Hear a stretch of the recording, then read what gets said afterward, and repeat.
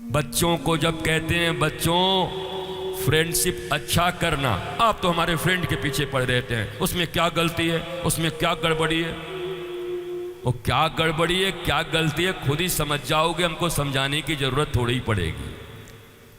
विपत्ति जब माथे पर आएगी,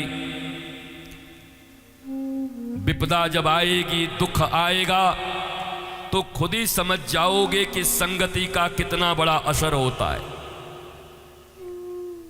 इसलिए कुसंग को कभी भी जीवन में मत अपनाओ। सत्संग न भी करो तो चलेगा, पर ध्यान रखो कुसंग मत करो। मत करो सत्संग, मत सुनो कथा, मत आओ पंडालों में, लेकिन एक बात का पालन तो जीवन में कर लो, मुझे कुसंग नहीं करना है, मुझे दुर्जनों के संग नहीं रहना है। दुर्जन कौन है, कुसंग क्या है? जो सत्य का विरोधी है, जो मुस्कुराहट का विरोधी है, जो आध्यात्म का विरोधी है, जो केवल शरीर में विश्वास रखता है, आत्मा और हृदय से उसका कोई मतलब नहीं है। असुसु रमन्ते इति असुरा, असुर की परिभाषा दी गई है, जो केवल अपने शरीर में ही रमा रहता है उसको असुर कहते हैं, और जो इस शरीर को धारण करने वाले आत्मा की भी पढ़ाई को पढ़ लेता है उसको देवता से ऊपर भी मानव और भक्त कहते हैं। मनुष्य देवताओं से ऊपर है, ध्यान देना, क्योंकि सारे देवता के जीवन का एक ही लक्ष्य है और भगवान से एक ही प्रार्थना करते हैं कि मुझे एक बार मनुष्य बना दो। देवता देवता बन गए, मनुष्य नहीं बन सकते।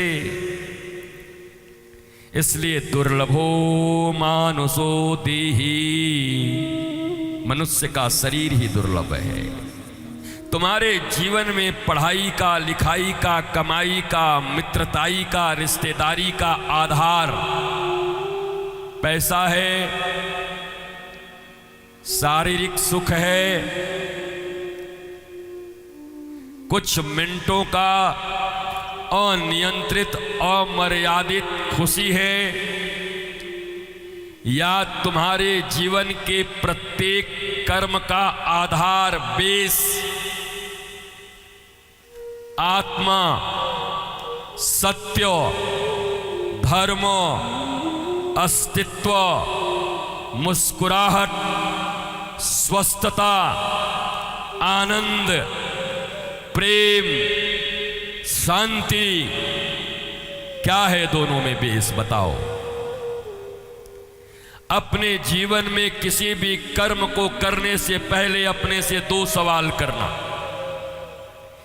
मैं जो ये कर्म करने जा रहा हूं, इस कर्म के मूल में सिर्फ मेरे शरीर का सुख छिपा है, मैं और मेरा का भाव छिपा है, मैं और मेरा खतरनाक तब है जब सिर्फ शरीर से जुड़ा है, पर मैं और मेरा तुम्हें तारने वाला बन सकता है जब भक्त और भगवान का रिश्ता बन जाए। मैं भक्त और वो मेरे भगवान, मैं शिष्य वो मेरे सद्गुरु।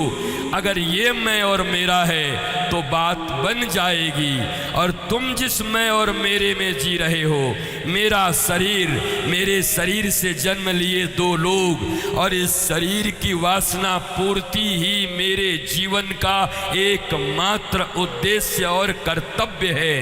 तो इस जीवन में अनंत काल तक जन्म लेते मरते रहोगे, पर आत्मिक सुख का, सच्चे आनंद का प्राप्ति कभी नहीं कर पाओगे। जैसे तुम्हारे दादा, परदादा, दादियां, उनके दादे जीवन के अंतिम क्षण में मुस्कुराते हुए नहीं जा पाए,